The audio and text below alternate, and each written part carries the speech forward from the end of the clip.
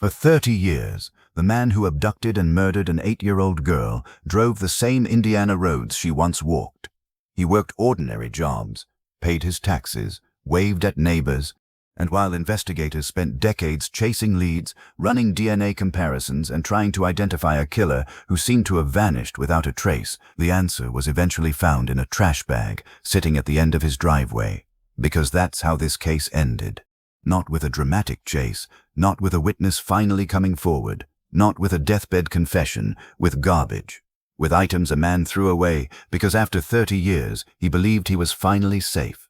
He was wrong. Because investigators were about to use a forensic technique that didn't even exist when April Tinsley was murdered.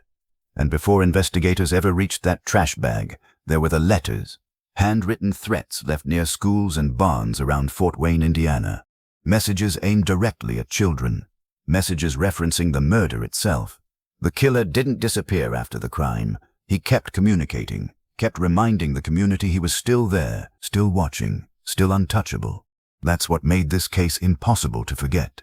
Because this wasn't just a murder investigation, it was a murder that kept reaching back into the city long after the crime itself was over.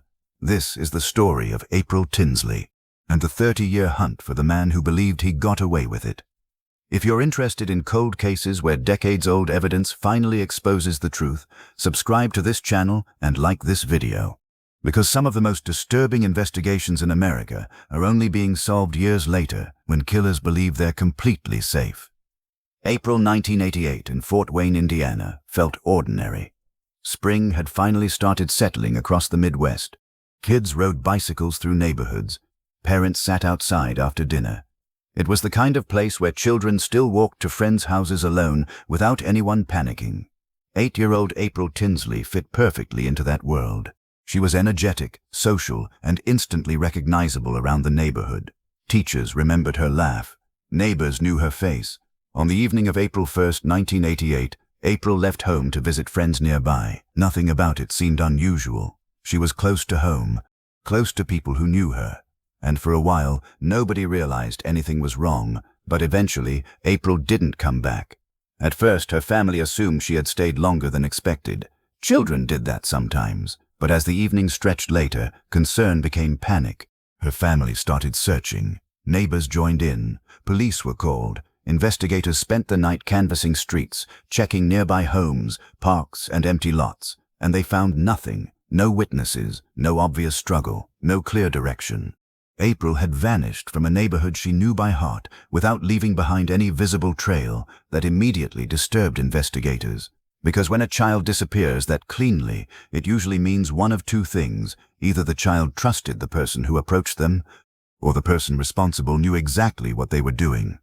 Eventually, detectives would conclude it was both. 3 days later, a man driving through DeKalb County noticed something near a drainage ditch along a rural road. He stopped to look closer. Then he called police. April Tinsley's body had been left in a field nearly 20 miles from home. She had been sexually assaulted and murdered. The shock that hit Fort Wayne was immediate. An 8-year-old girl had been taken from her neighborhood, driven across county lines, and killed by someone who managed to leave almost nothing behind.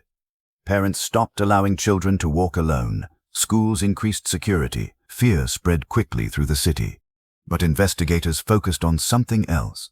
The crime scene showed control, planning, care. This didn't look impulsive. Whoever committed the murder had done it carefully, and careful offenders are far more difficult to identify than reckless ones.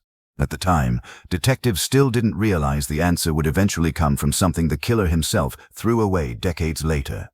The investigation exploded with activity.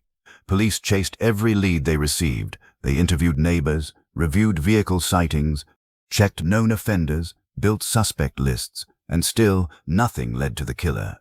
What investigators did recover was biological evidence from the crime scene, and even in 1988 they understood how important that might eventually become. DNA testing barely existed in practical criminal investigations yet. There was no giant offender database investigators could instantly search. You needed a suspect first. Only then could you compare the evidence against them. So detectives preserved everything carefully, stored it, logged it, and hoped that someday science would catch up. They had no idea that wait would last 30 years. Then the letters started appearing, And the case became even more terrifying. Months after April's murder, handwritten messages began showing up around Fort Wayne. Some appeared near schools, others were left on barns and structures along rural roads. The messages referenced April directly. One read, "I kill 8-year-old girls." Another threatened future victims. The killer wasn't trying to disappear into silence. He wanted the community to know he was still there. Investigators immediately recognized what that meant psychologically. This wasn't someone consumed by guilt. This was someone reliving the fear, someone who enjoyed knowing an entire city was terrified of him. And what frightened detectives most was who the letters targeted. Children. The killer wanted little girls across Fort Wayne to know his presence still hung over the city. Parents reacted immediately. Children stopped walking alone. Community meetings were held. Fear became part of daily life. And every time another message appeared, the wound reopened all over again. Because each letter proved the same thing. The killer was still out there, still confident nobody would catch him, still certain he was untouchable. The years kept passing, and every new DNA advancement created hope investigators couldn't quite let go of. Investigators repeatedly returned to the evidence as DNA science improved. New testing methods, new databases, new possibilities. And every time, the answer came back the same: no match. The DNA profile remained usable. The evidence had survived, but there was still no name attached to it. Meanwhile, life in Fort Wayne kept moving forward. Children who remembered the case became adults. Some had children of their own. The warning became part of local culture. Be careful, don't walk alone. Remember April Tinsley. The original detectives eventually retired. New investigators inherited the case files, but the investigation never disappeared. Because somewhere nearby, the man responsible was still living an ordinary life, still driving to work, still blending into the background, still watching the investigation grow older around him. And investigators still didn't realize the breakthrough would eventually come from his own garbage. But by the 2000s, investigators were about to try something that would completely change the case. By the 2000s, forensic science had changed dramatically. DNA testing became faster. Databases became larger, and investigators started using a revolutionary method called forensic genealogy. The concept changed cold case investigations forever. Even if a suspect's DNA wasn't in a criminal database, relatives might exist inside genealogy databases built through ancestry testing services. Millions of people had submitted DNA trying to learn about family history. Investigators realized those databases could work in reverse. If crime scene DNA partially matched distant relatives, detectives could slowly build family trees outward until eventually narrowing down a suspect. The strategy had already solved cases investigators once considered impossible. Most famously, the Golden State Killer investigation. And detectives working the April Tinsley case believed it might finally give them the breakthrough they needed. Before fully relying on genealogy, investigators tried something else first: a massive DNA dragnet. Police publicly asked men in the Fort Wayne area to voluntarily submit DNA samples. Thousands agreed. Some wanted to help.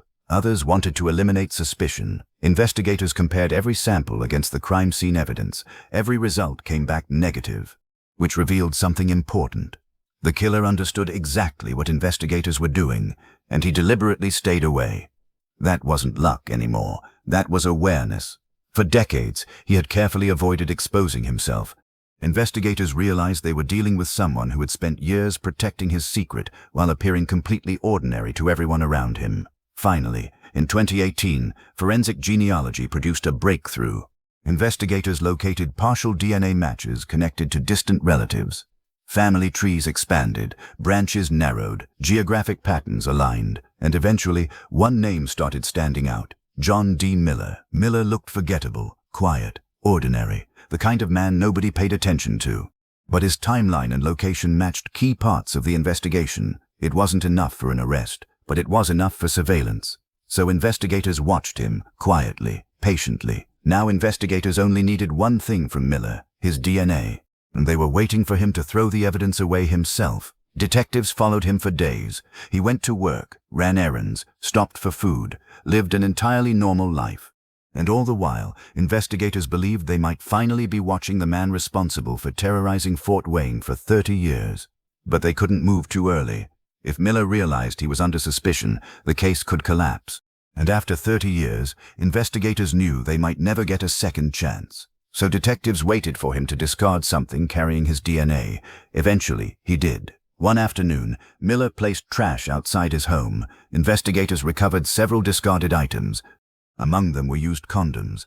The material was immediately sent for testing, and within days, investigators finally received the answer they had been chasing since 1988. The DNA matched perfectly. After 30 years of dead ends, fear, failed DNA comparisons, and unanswered questions, the killer finally had a name: John D. Miller.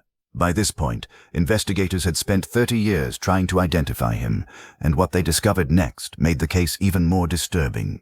If you've been following the investigation so far, subscribe to this channel and like this video, because the confession revealed this case was even darker than detectives originally believed. Miller was arrested in July 2018 at 59 years old. The reaction across Indiana was overwhelming. People who had grown up during the investigation suddenly saw the face of the man who had haunted their city for decades. And what disturbed many people most was how ordinary he looked. Not monstrous, not dramatic, just normal. Investigators quickly built the final case around the DNA evidence and genealogical investigation, but the DNA match wasn't the most disturbing part of the arrest. Then Miller confessed. According to investigators, he admitted to abducting April Tinsley, sexually assaulting her, killing her, and writing several of the threatening messages left around Fort Wayne after the murder. That final detail hit hardest because it confirmed what investigators had feared for years. The letters weren't about guilt, they were about power. Miller enjoyed the fear he created. For years after the murder, he intentionally kept reopening the wound inside the community because he liked knowing people were afraid of him. And for 30 years, he believed he would never face consequences. Miller later pleaded guilty to murder, child molestation, and criminal confinement. He was sentenced to 80 years in prison. By then, he was nearly 60 years old and would likely spend the rest of his life behind bars. For April's family, the sentence mattered for one reason above everything else. The man responsible would not die free. For 30 years, they had lived without answers, without certainty, without knowing whether the killer would ever be identified. Now they finally had the truth. Not closure. Nothing could undo what happened, but the uncertainty was over. And investigators say ending that uncertainty matters more to families than most people realize. Because unresolved grief traps people in the moment before the answer arrives. And April's family had lived in that moment for 3 decades. The April Tinsley case permanently changed cold case investigations in America. The combination of forensic genealogy, surveillance, and discarded DNA became a model used across the country. Within just a few years, dozens of cold cases once considered unsolvable suddenly started moving again, and the case revealed something investigators now understand clearly.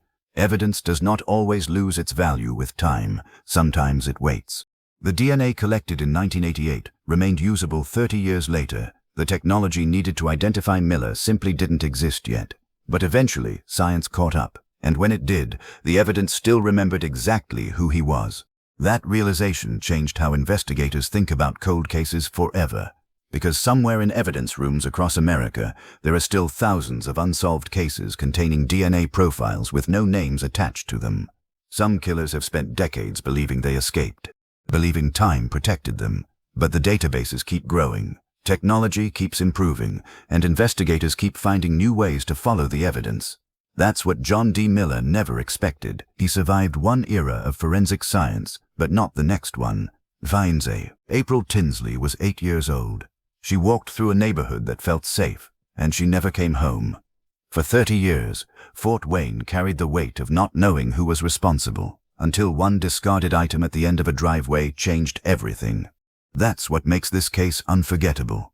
Not just the murder, not just the investigation, but the idea that evidence can wait silently for decades until the world finally develops the tools to hear what it has been saying all along. John D. Miller believed 30 years meant safety, but the evidence remembered 1988 perfectly. And after waiting silently for 3 decades, it finally spoke.